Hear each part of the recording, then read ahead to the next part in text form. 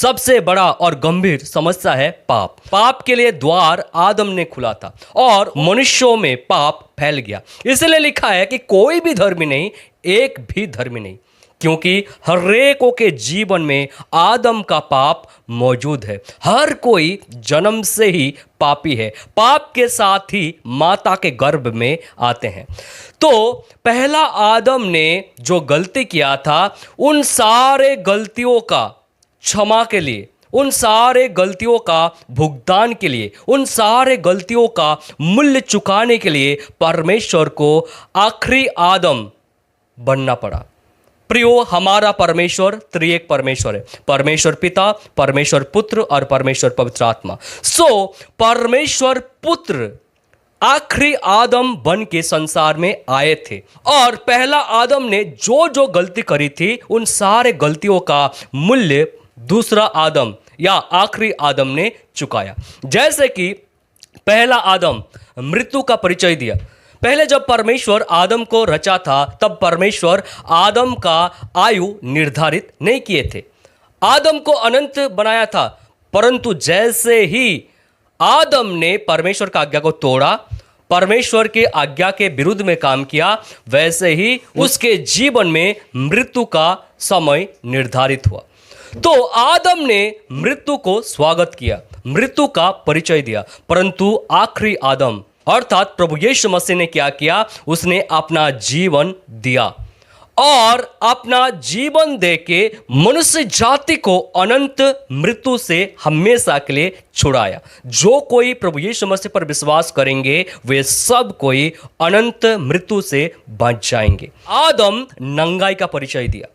प्रियो, याद रखें कि जब परमेश्वर आदम को रचा था, तब परमेश्वर आदम को महिमा के वस्त्र से ढक के रखे थे। पाप करने से पहले कहीं पर भी आदम ने नंगाई का चर्चा नहीं किया, क्योंकि वे महिमा के वस्त्र से ढके हुए थे। परंतु जैसे ही आदम और हवा ने पाप किए, उनके ऊपर से महिमा का वस्त्र हट गया और वे अपने नंगापन को देख पाया। सो आदम नंगाई का परिचय दिया और जब प्रभु यीशु मसीह को कलवरी क्रूस पर चढ़ाया गया था, तब प्रभु यीशु मसीह का वस्त्र को बांटा गया था। सो प्रभु यीशु मसीह ने आदम का इस मूल्य को भी चुकाया और लिखा है कि हम सब कोई मसीह के आगमन में जब हम बदल जाएंगे, जब हम एक महिमा का देह को प्राप्त करेंगे, तब हम हमेशा के लिए चमकते रहेंगे। पहला आदम के द्वारा श्राप आया, आदम श्रापित हुआ, इस कारण सारे मनुष्य श्रापित हो गया और इसी का मूल्य चुकाने के लिए प्रभु यीशु मसीह को भी श्रापित गिना गया। हम सब को श्राप के बंधन से छुड़ाया, छुटकारा दिया।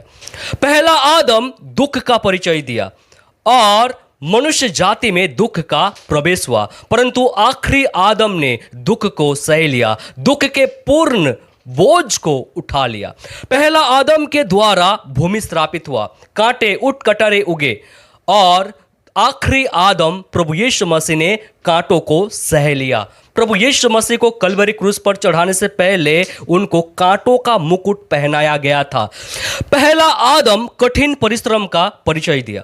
आदम के द्वारा ही कठिन परिश्रम मनुष्यों में आया। पहले परमेश्वर मनुष्य को कठिन परिश्रम करने के लिए नहीं कहा था, परंतु जैसे ही आदम ने परमेश्वर की आज्ञा का उल्लंघन किया, प्रियो, पूरा मनुष्य जाति पर कठिन परिश्रम का श्राप आया और प्रभु यीशु मसीह ने कठिन परिश्रम को उठाया, सह लिया, अपने ऊपर में लिया और प्रभु यीशु मसीह कहते हैं, हे परिश्रम करने वाले, बोझ से दाबे हुए लोगों, मेरे पास आओ, मैं तुम्हें विश्राम दूंगा।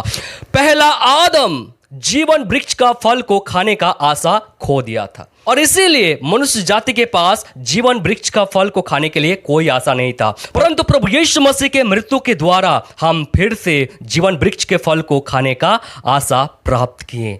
पहला आदम के चलते पाप का प्रवेश हुआ, मनुष्य जाति पाप का दास बन गया था, पाप का गुलाम बन गया था और उसने अपना अधिकार को खो दिया था, परंतु आखिरी आदम यीशु मसीह ने हमारे पापों का मूल्य चुकाया, पापों को उठा लिया, श्रापों को उठा लिया कलवरी क्रूस पर और हम सब को छुड़ाया, उद्धार किया। अब सारा अधिकार प्रभु यीशु मसीह के पास है।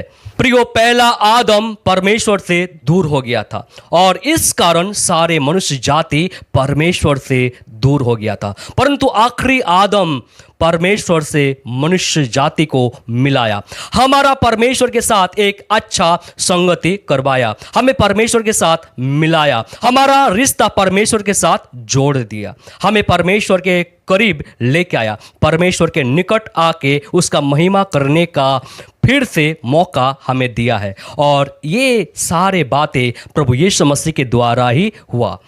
पहला आदम जीवित प्राणी बना और आखिरी आदम जीवनदायक बना। हम सबको परमेश्वर के लिए मोल लिया।